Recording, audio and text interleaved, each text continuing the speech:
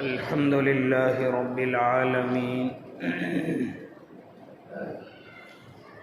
والعاقبة للمتقين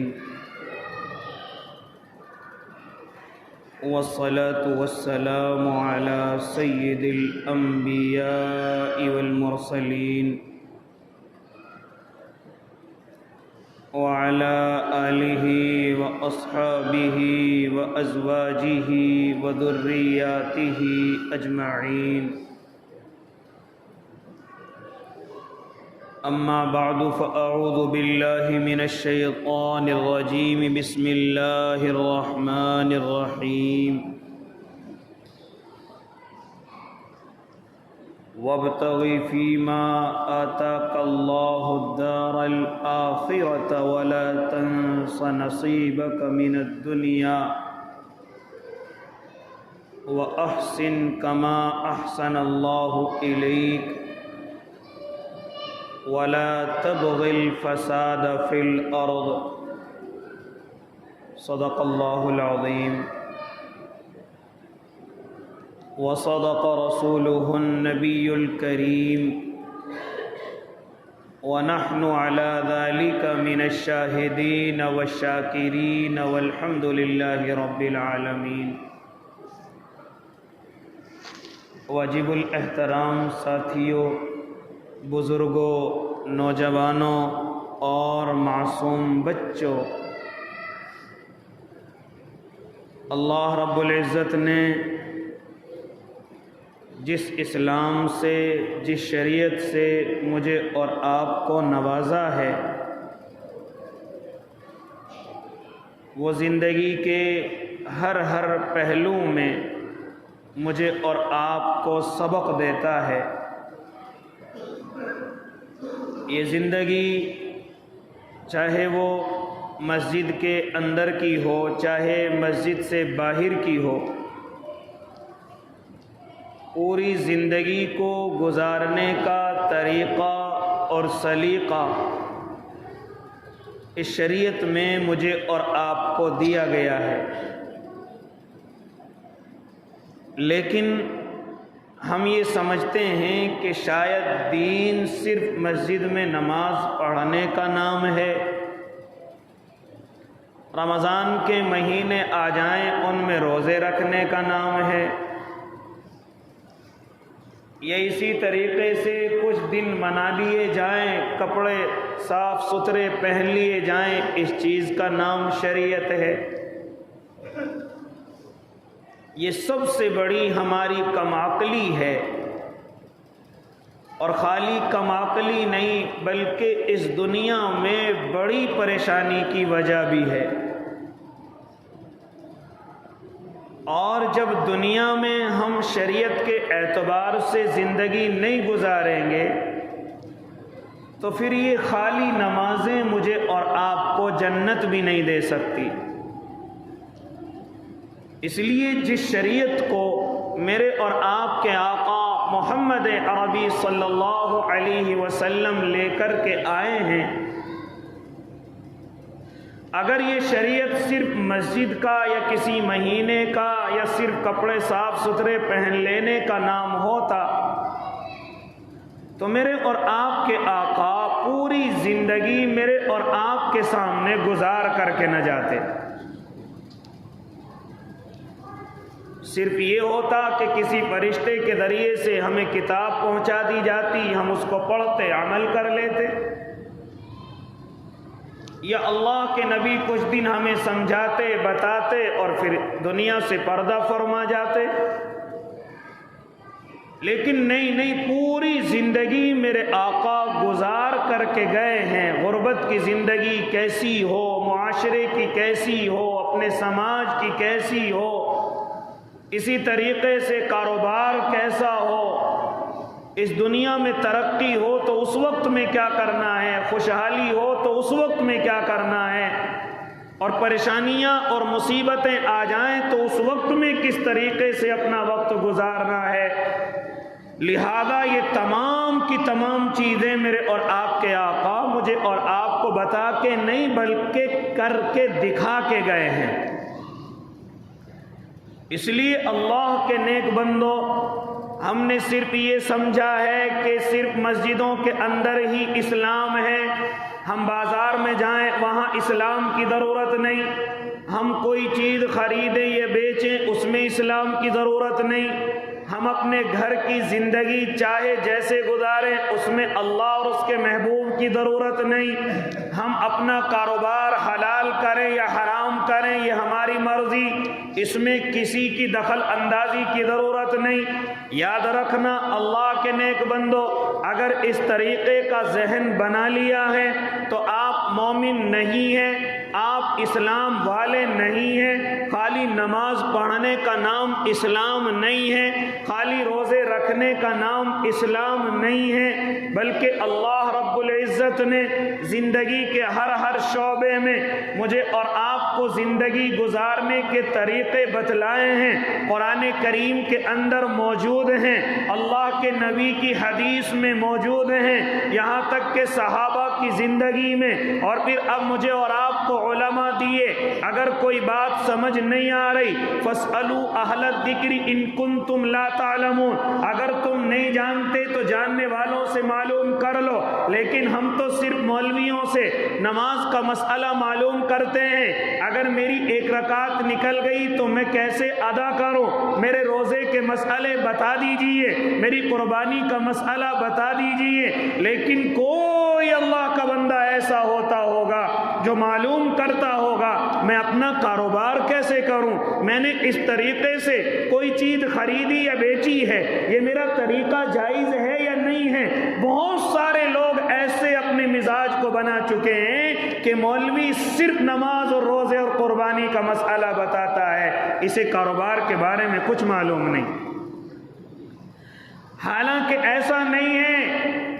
جس شریعت کو میں اور آپ مانتے ہیں، جس طریقے سے اس نے نمازوں پر زور دیا، جس طریقے سے اس نے روزوں اور زکوٰۃ اور حج پر زور دیا، اس سے کہیں زیادہ وہ شریعت کاروبار پر بھی زور دیتی ہے۔ اس کاروبار کے معاملے میں اپنے آپ کو شریعت سے الگ نہ سمجھو، اپنے آپ کو اسلام سے الگ نہ سمجھو، اپنی مرضی کے مطابق جو چاہے بیچو، جو چاہے خریدو، یا جیسے چاہے بیچو، جیسے چاہے خریدو، یہ ایسا نہیں ہے، بلکہ اسلام نے تمہیں کاروبار کرنے کے بھی طریقے عطا فرمائے ہیں۔ اگر ان طریقوں پر چلو گے تو کامیابی اور کامرانی تمہارا مقدر ہوگی، اور اگر ان طریقوں سے ہٹ گئے پھر کتنے برباد ہوں گے، پھر تم کتنے قرضے میں ڈوب جاؤ گے، پھر کتنی پریشانیاں تمہارے اوپر آئیں گی، اس کے تم خود ذمہ دار ہوگے۔ اس کی وجہ صرف یہ ہوگی کہ تم نے کاروبار کو اسلام سے الگ کرنا چاہا ہے۔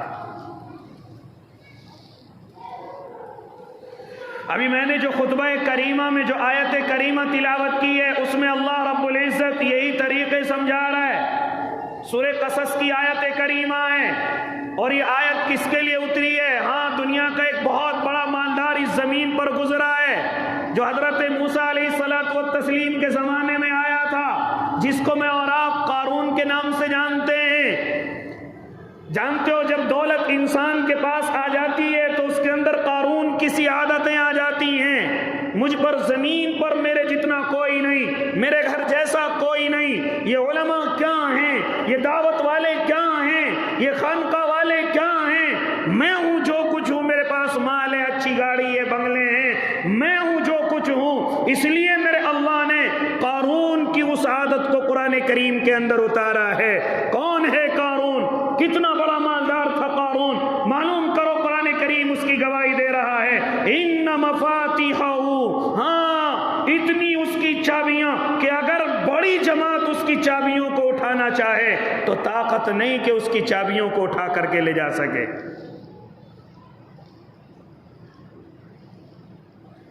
لَتَنُوءُ بِالْعُصْوَةِ أُولُو الْقُوَّةِ، اولی القوہ، او اللہ کے نیک بندو، اتنا مالدار، خزانوں کی چابیاں اس کے پاس اتنی ہیں کہ اگر کوئی بڑی جماعت اس کی چابیوں کو اٹھانا چاہے، قرآن کہہ رہا اٹھا نہیں سکتی، طاقت نہیں ہے کسی کے اندر، کیونکہ اس وقت تو سارے کام مزدور کیا کرتے تھے، آج تو مشینیں آ گئی۔ تو اس لیے قرآن نے مثال دی کہ ایک بڑی جماعت بھی اس کی چابیوں کو اٹھا نہیں سکتی تھی۔ اتنا بڑا مالدار، لیکن گھمنڈ کے اندر چور ہو گیا تھا.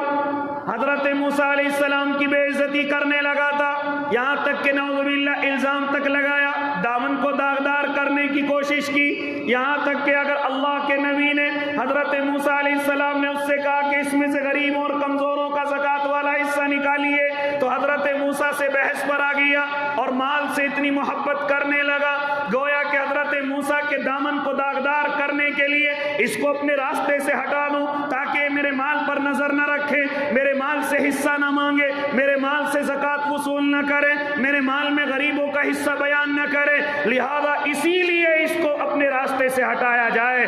تو حضرت موسیٰ کے دامن کو داغدار کرنے کی کوشش کی. آج بھی کچھ مالدار اسی طریقے پر چلنے کی کوشش کرتے ہیں. یہ مولوی ہمارے خلاف بڑی تقریر کرتا ہے، یہ مولوی ہمارے خلاف بڑی باتیں بتلاتا ہے، سود اور بیاج کی بڑی باتیں کرتا ہے، غریبوں کو ستانے کی بڑی باتیں کرتا ہے، جوئے اور سٹے کی بڑی باتیں کرتا ہے. اس کو کس طریقے سے اپنے راستے سے ہٹایا جائے اس کے مشورے ہوتے ہیں. یہ تقریر تو ساری ہمارے خلاف کرتا ہے. او اللہ کے بندو، کسی ایک انسان کے خلاف نہیں، یہ باتیں اس کے خلاف ہوں گی جو شریعت سے ہٹ کر کے اپنی زندگی گزارے گا، یہ باتیں اس کے خلاف ہوں گی جو حرام اور حلال کی پرواہ کیے بغیر اپنی زندگی کو گزارے گا. یہ کاروبار تمہاری مرضی کے مطابق نہیں چلے گا، یہ کاروبار اللہ کی مرضی کے مطابق چلے گا. یہ کھانا کمانا تمہاری مرضی کے مطابق نہیں. اگر تم اپنے آپ کو اسلام والا کہتے ہو تو تمہیں کاروبار بھی اسلام کے مطابق کرنا ہوگا. اگر نہیں کرو گے تو ہم ممبروں سے بیٹھ کر کے تمہیں ڈانٹیں گے، ہم ممبروں سے بیٹھ کر کے تمہیں سمجھائیں گے. اگر سمجھ آئے تو ٹھیک ہے، نہ سمجھ آئے تو دلوں میں برائی رکھو، بدگمانیاں کرو، چغلیاں کرو، ہم جیسوں پر کوئی فرق پڑنے والا نہیں ہے. ہمیں تو حق بات بیان کرنی پڑے گی. اس لیے قارون کو اللہ رب العزت نے بڑی مالداری عطا کی، بڑا مال عطا کیا. میں اس طرف تفصیل میں نہیں جانا چاہتا، لیکن میرے اللہ نے اس کو 4 کام بتلائے تھے. یہ مال تجھے دیا ہے لیکن ان 4 کاموں کا ذرا خیال کر. اگر خیال کرے گا تو ٹھیک ہے، اگر نہیں خیال کرتا تو پھر آخرت کا ڈنڈا تیرے سر پر پڑنے والا ہے. اور آخرت تو بڑی دور کی بات، ہم اس دنیا میں بھی تجھے ٹکڑوں کا محتاج کر دیں گے، ہم اس دنیا میں بھی تجھے لاچار کر دیں گے، ہم اس دنیا میں بھی تجھے ایسا کر دیں گے کہ تیرے پاس پیسے ہوں گے لیکن تو کچھ نہیں کر سکتا. اس لیے میرا اللہ کبھی کبھی مالداروں کو سبق دے دیتا ہے. تو مالدار ہے لیکن مریض بھی ہو گیا، اپنی مرضی سے نہیں کھا سکتا، ڈاکٹر نے پرہیز بتا دیا، لہذا اس کا خیال کر. تیرے گھر میں اے سی ہے لیکن نیند ہم پیدا کریں گے، تیرے گھر میں ہر چیز ہے لیکن سکون اللہ رب العزت پیدا کرے گا.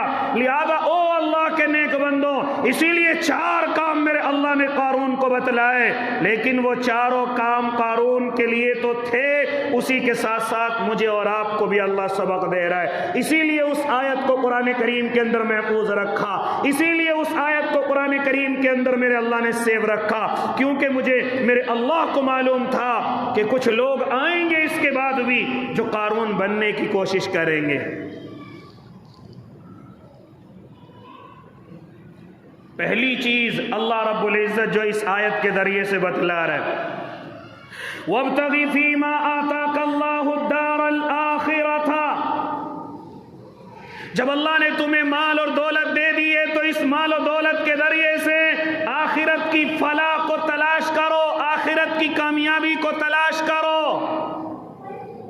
یہ نہ سمجھو کہ اس مال کے ذریعے سے ہم جو چاہیں وہ کریں گے، اس مال کے ذریعے سے جیسی چاہے زندگی گزاریں گے.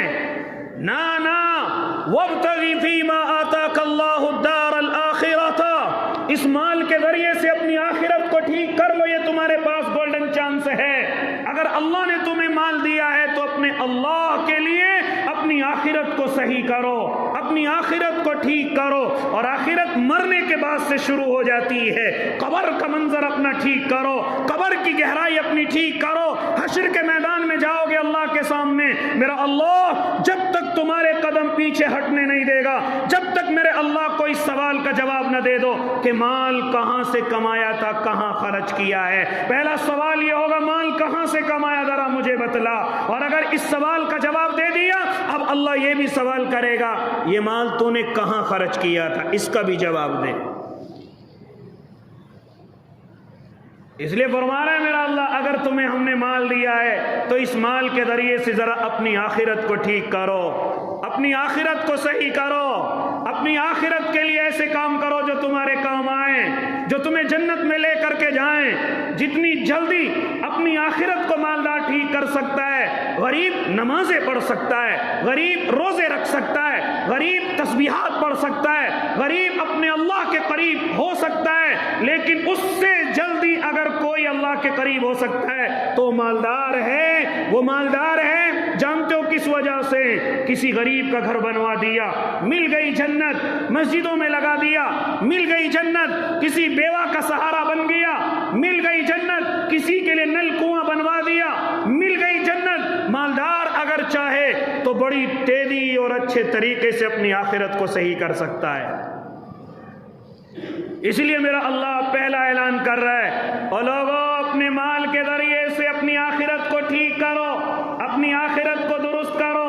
یہ نہ سمجھو کہ اب مال آ گیا اب ہماری مرضی، چاہے جیسے کمائیں، چاہے جیسے کھائیں، چاہے جیسے بیاہ شادیاں کریں، چاہے جیسے ہم زندگی گزاریں، نہ تمہاری مرضی نہیں، بلکہ اس مال کے ذریعے سے یہ نہ سمجھو کہ صرف ہمیں یہ دنیا ہی گزارنی ہے، بلکہ تمہیں آخرت کی زندگی بھی اچھی اسی مال کے ذریعے سے کرنی ہے۔ لہذا ہاں یہ جو مال کے ذریعے سے تمہارے اندر نشہ پیدا ہوتا ہے، جوئے اور سٹے کے عادی بنتے ہو، اس مال کے ذریعے سے زمینوں پر فساد پھیلاتے ہو، اس مال کے ذریعے سے تمہیں رشتہ دار نظر نہیں آتے، اس مال کے ذریعے سے علماء کی کوئی قدردانی نہیں، دعوت و تبلیغ والے تمہیں غریب اور کمزور لگنے لگتے ہیں، اس مال کے ذریعے سے تم بڑوں کی قدر کرنا چھوڑ دیتے ہو، چھوٹوں پر شفقت کرنا چھوڑ دیتے ہو، اس مال کے ذریعے سے تمہاری زبانوں پر گھمنڈ آنے لگتا ہے، اس مال کے ذریعے سے تمہاری چالیں تک بدل جاتی ہیں، اس مال کے ذریعے سے تم زندگی کے طریقے تک بدل لیتے ہو۔ نا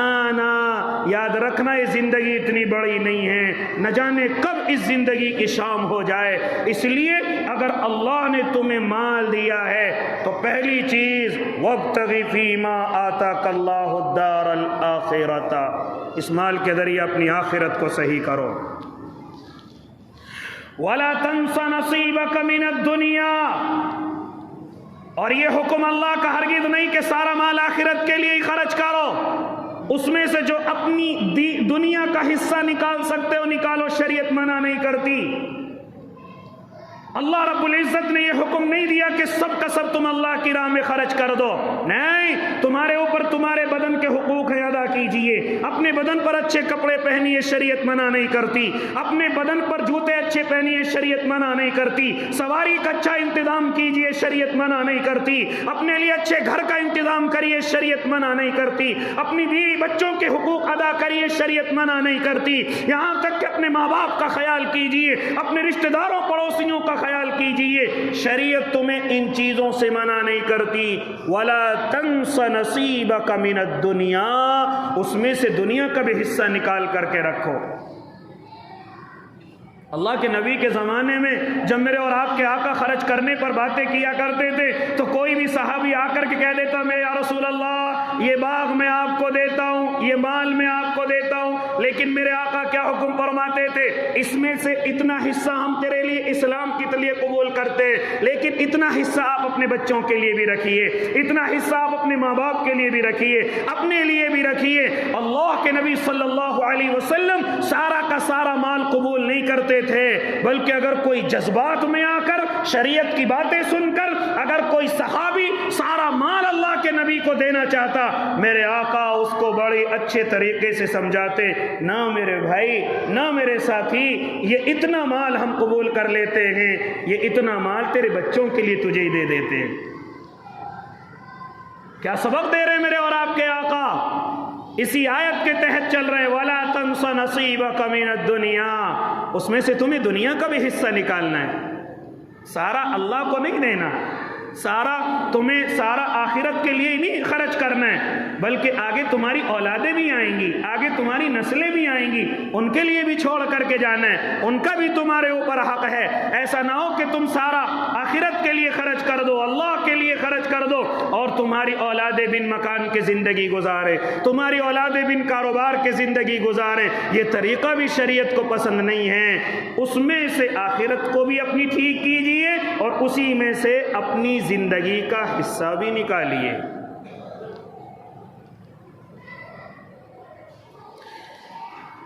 اس لیے میرے بھائی، مجھے اور آپ کو شریعت مطہرہ، ہم سمجھتے ہیں ہم اپنے کاروبار میں کیوں کامیاب نہیں ہوتے؟ کیا غلطیاں نہیں ہیں میری اور آپ کی؟ ذرا غور کرو اس آیت کے تعلق سے، کیا موقع نہیں دیا تھا اللہ نے مجھے اور آپ کو؟ اچھے پیسے نہیں دیے تھے، اچھا مکان نہیں دیا تھا، لیکن اس وقت کے حالات ہمارے کیا تھے؟ ہمیں سڑک پر چلنے والا کوئی انسان اچھا نہیں لگتا تھا، ہم سے بڑا زمین پر کوئی نہیں تھا۔ اللہ رب العزت، یاد رکھنا، یہ میں اپنے بڑوں کی یا اپنے تجربے کی بات بتلا رہا ہوں، اللہ رب العزت ہر کسی کو اس زندگی کے اندر ایک موقع ضرور دیتا ہے، اور ایک نہیں بلکہ انسانوں کو کئی مواقع عطا کر دیتا ہے، مال بھی دیتا ہے، کاروبار بھی دیتا ہے، لیکن اب انسان کی عقل کے اوپر ہے، یا تو اس کو ٹھیک طریقے سے خرچ کر لے یا پھر اس کو بدتمیزی کے ساتھ برباد کر دے۔ اللہ موقع ہر کسی کو عطا کرتا ہے۔ اس لیے پہلی چیز بتلائی گئی، وَابْتَغِ فِي مَا آتَاكَ اللَّهُ الدَّارَ الْآخِرَةَ، ہاں اس مال کے ذریعے سے اپنی آخرت کو ٹھیک کیجئے، وَلَا تَنْسَ نَصِيبَكَ مِنَ الدُّنْيَا، اور اس میں سے دنیا کا بھی حصہ نکالیے، اپنی زندگی گزارنے کا بھی حصہ نکالیے۔ یہ اللہ رب العزت کیوں سمجھا رہا ہے؟ کیونکہ میرا اللہ غیر مسلم میں اور ایک ایمان والے میں فرق بتلا رہا ہے۔ ایمان والا یہ سمجھتا ہے یہ جو کچھ ہے میرے اللہ کا ہے، لیکن غیر ایمان والا سمجھتا ہے کہ یہ جو کچھ ہے یہ میری محنت کا ہے، یہ جو کچھ ہے یہ میرا ہے، اس میں میرا ہی حکم چلے گا، میں جیسے چاہوں گا خرچ کروں گا۔ لیکن میرے اللہ کو ماننے والا یہ نہیں سمجھتا، اسلام کو ماننے والا یہ نہیں سمجھتا۔ جو اسلام پر عمل کرے گا وہ جیسی اس کے پاس کچھ آئے گا فوراً سمجھے گا کہ یہ ملکیت میرے اللہ کی ہے، یہ مال میرے اللہ کا ہے، اب میں اس طرح خرچ کروں گا جس طرح میرے اللہ نے کہا ہے، جس طرح میرے اللہ کا حکم ہوا ہے۔ وہ انسان کامیابی کی طرف جائے گا جو اللہ کے مطابق خرچ کرے گا، اور جو یہ سوچے گا یہ مال میرا ہے، یہ مال میں نے اپنے خون پسینے سے کمایا ہے، یہ مال میں نے اپنی عقل سے کمایا ہے، اب جیسے چاہوں خرچ کروں، جیسے چاہوں اپنی بیاہ شادیاں کروں، جیسے چاہوں میں اس مال کو الٹ پھیر کروں، لہذا ایسا انسان مسلمان نہیں ہے، یہ طریقہ تو غیر ایمان والوں کا ہے۔ یہی تو کمی تھی قوم شعیب میں، جب حضرت شعیب نے آ کر کے ان کو سمجھایا۔ حضرت شعیب کی قوم کے اندر جہاں بہت ساری کمیاں تھی، ان میں سے ایک کمی یہ تھی کہ وہ اپنے اعتبار سے کاروبار کیا کرتے تھے، کم ناپنا، کم تولنا، حلال حرام کی کوئی تمیز نہیں۔ حضرت شعیب نے ان کو سمجھایا، او اللہ کے بندو، یہ کیا کم تولنا، کم ناپنا اور حلال حرام کی تمہارے اندر بالکل تمیز نہیں، یہ کیا ہو گیا ہے؟ چنانچہ حضرت شعیب کے مخالف ہو گئے اور کہنے لگے، اصلاتک تأمرک ان نترک ما یعبد آباؤنا او نفعل فی اموالنا ما نشاء، صرف نماز کا حکم کیجئے۔ کہ تمہاری نماز ہمیں ان کاموں کو چھوڑنے کے لیے کہتی ہے جو ہمارے باپ دادا کر کے گئے ہیں؟ وہی جواب جو آج کل میرے بہت سارے پیارے مقتدی مجھے سمجھاتے ہیں یا میرے جیسے اماموں کو سمجھاتے ہیں، اجی آپ صرف اپنی نماز سے نماز رکھیے، اجی آپ صرف اپنے مصلے سے بات کریے، اجی صرف آپ کو پابندی سے نماز پڑھنی ہے، کون کیا کر رہا ہے تمہیں اس کی کیا پرواہ ہے، کون کیسا کاروبار کر رہا ہے تمہیں اس کی کیا ضرورت ہے۔ یہ جواب تمہارا نہیں ہے، حضرت شعیب کی اس قوم کا جواب ہے جس پر اللہ نے عذاب بھیجا تھا، جس کو اللہ نے ہلاک کر دیا تھا۔ جب حضرت شعیب ان کو سمجھا رہے تھے، کیوں کم ناپتے ہو، کیوں کم تولتے ہو، کیوں حلال اور حرام کی تمیز نہیں کرتے، کیوں تمہیں شرم نہیں آتی، کیوں غریبوں کا خون چوستے ہو، کیوں کمزوروں کو ستاتے ہو، کیوں غریبوں کے آنسو تمہیں نظر نہیں آتے، تو ان کو کہا کرتے تھے، کیا تم اپنی نمازوں کے ذریعے سے ہمیں ان کاموں کو چھوڑنے کے لیے کہتے ہو جو ہمارے باپ دادا کر کے چلے گئے ہیں؟ اپنے کام سے کام رکھیے، تمہیں دین کی دعوت دینی ہے دیجیے، تمہیں نماز پڑھوانی ہے پڑھوائیے، لیکن ہم کیسے کاروبار کرتے ہیں اس چیز میں تمہیں دخل اندازی کرنے کی ضرورت نہیں ہے۔ پھر کیا ہوا؟ جب حضرت شعیب کی بات نہیں مانی، میرے اللہ نے عذاب بھیجا اور ان کو ہلاک و برباد کر دیا۔ اس وقت میں مجھے اور آپ کو سمجھانے والے ہیں، یہ بھی اللہ کا مجھ پر اور آپ پر احسان ہے۔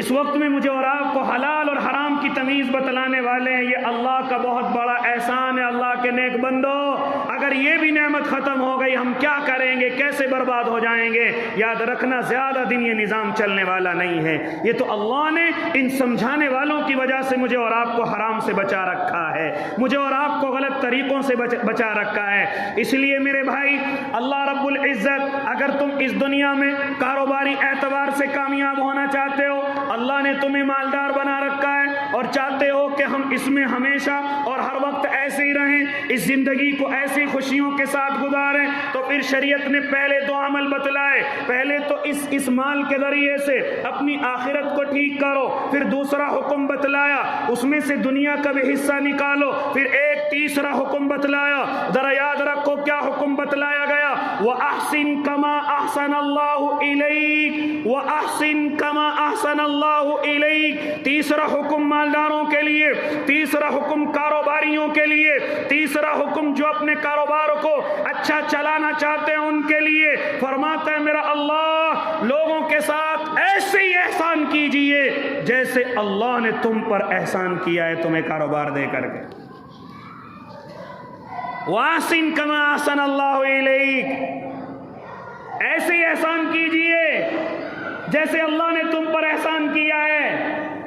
یہ مزدوروں کی دھاڑیاں روکنا یہ مالداری نہیں ہے، یہ غریبوں اور کمزوروں کی محنت مزدوری کو رکھ لینا عقل مندی نہیں ہے۔ خود پیٹ بھر کر کے کھانا کھا لو اور بیچارہ پڑوسی بھوکا مرے، یہ اسلام نہیں ہے۔ ذرا سوچو، میرے اللہ نے مجھ پر احسان کیا، مجھے کاروبار دیا، مجھے گھر دیا، مجھے بچے دیے، مجھے عزت دی، کیونکہ اللہ مجھ سے بڑا ہے، اللہ سب سے بڑا ہے، اس لیے مجھ پر احسان کیا۔ اب تیری ذمہ داری ہے، اب تیری ذمہ داری ہے کہ تو بھی اپنے سے کمزوروں پر احسان کیا کر، ورنہ اگر اللہ احسان کرنا چھوڑ دے تو تیری حالت کیا ہوگی؟ اللہ اگر تجھ سے اپنی محبتیں اٹھا لے تو تیرے ساتھ کیا ہوگا؟ اس غریب کی جگہ تو بھی آ سکتا ہے، اللہ کو دیر نہیں لگے گی۔ اس کمزور کی جگہ تو بھی کٹورا لے کر کے کھڑا ہو سکتا ہے، اللہ کو دیر نہیں لگے گی۔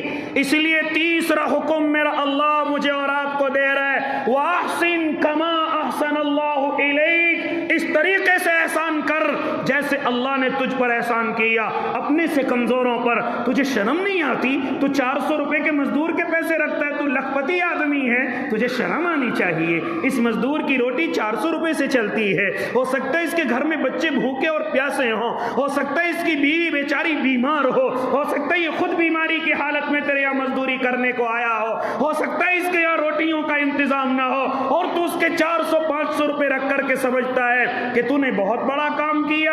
یاد رکھنا، اگر یہ بات میرے اللہ کو بری لگ گئی اور اس نے اپنے جو احسان تجھ پر کیے ہیں کر رہا ہے اگر وہ روک لیے تو پھر تیری حالت کیا ہوگی؟ اس لیے تیسرا حکم میرا اللہ فرما رہا ہے، وَأَحْسِن كَمَا أَحْسَنَ اللَّهُ إِلَيْكَ۔ بڑا تعجب ہوتا ہے جب کروڑ پتی غریب سے رشوت مانگتا ہے، بڑا تعجب ہوتا ہے جب 50-60 ہزار کی نوکری کرنے والا ایک غریب رکشہ چلانے والے سے ہفتہ وصولی کرتا ہے، اس کے جو 100-200 روپے بیچارے صبح سے شام تک ہوئے ہیں اس میں سے چھیننے کی کوشش کرتا ہے۔ لہذا بڑا تعجب ہوتا ہے جب مالدار کسی غریب کی چیزوں کو قبضہ کرنے کی کوشش کرتا ہے، حالانکہ اللہ نے اسے مکان دیا، کاروبار دیا، لیکن نظر غریب کی چیزوں پر ہے۔ او اللہ کے بندے، یاد رکھ میرا اللہ ارشاد فرما رہا ہے، اگر تو اس دنیا میں کامیابی کے ساتھ رہنا چاہتا ہے تو پھر ایسے ہی لوگوں پر احسان کر جیسے ہم نے تیرے اوپر احسان کر رکھا ہے۔ بات سمجھ میں آ رہی ہے؟ وَأَحْسِن كَمَا أَحْسَنَ اللَّهُ إِلَيْكَ، اس طرح احسان کر۔ اسی لیے میرے اللہ نے یہ حکم دیے ہیں جب تیرے اوپر مال زیادہ ہو جائے تو اس میں سے غریبوں کا 2.5% نکال کر کے دے دیا کر، یہ غریبوں پر احسان ہے، یہ غریبوں کی دعائیں تجھے ملیں گی۔ اور خالی زکوٰۃ نہیں، جب بھی اللہ تجھے کچھ دے اس میں سے غریب اور کمزوروں کا حصہ نکال لیا کر۔ خالی جو تیرے یہاں مزدوری کرنے والے، محنت کرنے والے، صرف ان کی تنخواہوں کو مت دیکھا کر، بلکہ کچھ الگ سے بھی زائد دے دیا کر۔ کبھی بیمار ہو جائے تو بیماری کی دوائی کرا دیا کر، ہاں کبھی اس کے گھر میں ضرورت پڑے، بچی کی بھی شادی ہو تو اپنی طرف سے ان کی بچیوں کی بھی شادی بھی کرا دیا کر۔ ہاں اس طریقے سے یہ نہ سمجھ کہ صرف مجھے محنت دینی ہے، مجھے صرف اس کی مزدوری دینی ہے، نہ میرے بھائی، اس طریقے سے احسان کر جیسے اللہ تجھ پر احسان کر رہا ہے، جس طریقے سے اللہ تجھ کو اپنا بنائے ہوئے ہے، ورنہ اللہ کے یہاں دیر نہیں لگتی کسی کو سڑک پر لانے میں۔ وَأَحْسِن كَمَا أَحْسَنَ اللَّهُ إِلَيْكَ۔ کیا ہم ایسا کر رہے ہیں؟ اگر نہیں کر رہے تو پھر کاروبار میں کیسے کامیاب ہو جائیں گے؟ اگر نہیں کر رہے تو پھر ہم کیسے ترقی کر جائیں گے؟ جب ہم اپنے کاروبار سے آخرت کا حصہ نہیں نکالتے تو کیسے ترقی کر جائیں گے؟ جب ہم اپنی دنیا کے بھی ٹھیک طریقے سے حصے نہیں نکالتے تو ہم کیسے کامیاب ہو جائیں گے؟ جب ہم لوگوں پر احسان ہی نہیں کرتے تو ہم کیسے کامیاب ہو جائیں گے؟ اس لیے او اللہ کے نیک بندو، کیا فرما رہے میرا اللہ؟ یہ 3 چیزوں کا حکم دیا، اور ایک اور بڑی چیز، پھر ایک اور بڑی چیز جو مسلمانوں کے اندر بڑی تیزی سے آ رہی ہے، اس کو ختم کرنے کے لیے میرا اللہ حکم دے رہا ہے، ایک اور چوتھی چیز۔ ہاں کیونکہ پیسہ آنے کے بعد عقل آ رہی ہے، پیسہ آنے کے بعد لہجے بدل رہے ہیں، پیسہ آنے کے بعد ہاں تو لڑائی اور جھگڑوں میں زیادہ پڑ رہا ہے، اس لیے فرما رہا ہے میرا اللہ، پیسہ آنے کے بعد تیری حالت ایسی نہ ہو، وَلَا تَبْغِ الْفَسَادَ فِي الْأَرْضِ، اس پیسے کے ذریعے سے اس زمین پر فساد کرنے کی کوشش مت کرنا، اس زمین کو جھگڑوں میں پلٹنے کی کوشش نہ کرنا۔ لہذا جیسے ہی ہمارے لوگوں کے پاس پیسہ آ رہا ہے، اسے پڑوسی نظر نہیں آتا، اسے رشتہ دار نظر نہیں آتا، ذرا سی باتوں پر رشتے ناتے توڑتا پھرتا ہے، ذرا سی باتوں پر نہ بڑوں کی قدر کرتا نہ چھوٹوں پر شفقت کرتا، اور ذرا سی باتوں پر جھگڑے کے لیے تیار رہتا ہے، ذرا سی باتوں پر مقابلے کے لیے تیار رہتا ہے۔ کیوں؟ اس لیے کہ اب سے 10 سال پہلے تو اس کے اندر یہ عقل نہیں تھی، یہ عقل کہاں سے آئی؟ لگتا ہے اس کی دولت نہیں ہے جو اس کے اندر عقل آ گئی ہے۔ اس لیے چوتھا حکم اور بڑا اہم حکم جو مسلمانوں کے اندر بڑی تیزی کے ساتھ بیماری کی طرح پھیلتا ہے، جیسے ہی پیسہ آ جائے اب پڑوسیوں سے لڑنے لگتا ہے، رشتہ داروں سے لڑنے لگتا ہے، گروپ بازیاں کرتا ہے، یہاں تک کہ بڑے لڑنے جھگڑنے والوں سے تعلق رکھتا ہے، اپنے گھروں میں بٹھا کر کے طاقتوروں اور لڑاکوں کو اچھے ناشتے کراتا ہے۔ کیا مطلب؟ کہ اب لڑائی اور جھگڑا کرنا ہے، اب اس سے مقابلہ کرنا ہے، اب فلاں کی عزت اتارنی ہے، ارے فلاں بڑا اکڑ کر چلتا ہے، اس کی مجھے اکڑ نکالنی ہے۔ یہ سب کب آیا؟ یہ سب جب آیا جب تیرے پاس 2 پیسے آ گئے۔ اس لیے چوتھا حکم فرما رہے میرا اللہ، وَلَا تَبْغِ الْفَسَادَ فِي الْأَرْضِ، اور اس زمین پر فساد پھیلانے کی کوشش نہ کرنا۔ اگر تو نے فساد پھیلانے کی کوشش کی تو یہ حرکت بھی تجھے ایک نہ ایک دن برباد کر دے گی، یہ حرکت بھی تجھے ایک نہ ایک دن برباد کرے گی۔ اللہ نے پیسہ دیا، اچھی جگہ استعمال کر۔ اللہ نے پیسہ دیا، عاجزی اپنے اندر لے کر کے آ۔ اللہ نے پیسہ دیا ہے، تیری زبان کے اندر نرمی ہونی چاہیے، کہیں غریب کی آنکھوں میں آنسو نہ آ جائے، یہ مجھ سے اس لیے بول رہا ہے کہ میں غریب ہوں، یہ مالدار ہے اسی لیے تو مجھ سے ایسے بول رہا ہے، کہیں اس کی آہ تجھے برباد نہ کر دے۔ اس لیے جب اللہ کچھ دے دے تو ذرا اپنے لہجوں کا بھی صحیح استعمال کیا کر، لڑائی جھگڑوں کی زیادہ پرواہ نہ کیا کر۔ کوئی مطلب نہیں تجھے لڑائی جھگڑے کرنے کا اگر تجھے اس دنیا کے اندر کامیاب رہنا ہے، کیونکہ مسلمانوں کی بربادی کی جہاں بہت ساری وجوہات ہیں، جہاں بہت ساری چیزیں ہیں، ان میں سے ایک وجہ یہ ہے کہ ذرا سا پیسہ آتے لڑنے اور جھگڑنے پر اتر آتا ہے، مارنے اور مرنے پر اتر آتا ہے، کیونکہ اس کو معلوم ہے کہ میں لڑ لوں گا جھگڑ لوں گا، ذرا سا پیسہ چوکی میں دوں گا کامیاب، ذرا سا پیسہ تھانے میں دوں گا کامیاب، ذرا سا پیسہ پلا بڑے ادھیکاری کو دوں گا کامیاب، میرا کوئی کچھ نہیں بگاڑ سکتا۔ لیکن وہ شاید بھول گیا کہ ابھی اس سے بڑا ادھیکاریوں کا ادھیکاری موجود ہے، اس کو کیسے سمجھائے گا، اس کو کیسے بہکائے گا، اس کو کیسے رشوت دے گا؟ وہاں رشوت نہیں چلتی، اور جب اس کی پکڑ آتی ہے تو کوئی کوئی بچا بھی نہیں پائے گا۔ اس لیے پیسے کے بلبوتے پر ایسے کام نہ کیا کر کہ کوئی میرا کیا کر لے گا، کون کیا بگاڑ لے گا، پولیس سے میری سیٹنگ، چوکی اور تھانوں سے میری سیٹنگ، لہذا تو بھی لڑ کر کے آ جا۔ اپنی اولادوں کو بھی یہی سبق دیتا ہے، ارے پٹ کر کے آ گیا، شرم نہیں آتی، بے عزتی کروا دی۔ یہ اپنے بچوں کو سبق دیتا ہے، یہ اپنی اولادوں سے کہتا ہے، یہاں تک کہ اگر بیٹی کا نکاح کر رہا ہے تو کہتا ہے ذرا گھر میں جا کر کے شان سے رہنا، تیرے باپ کے پاس کوئی کمی نہیں ہے، اگر کوئی بات ہو تو مجھے فون کر کے بتانا۔ یہ سب کیا ہے؟ یہ سب پیسوں کی حرکتیں نہیں ہیں تو اور کیا ہیں؟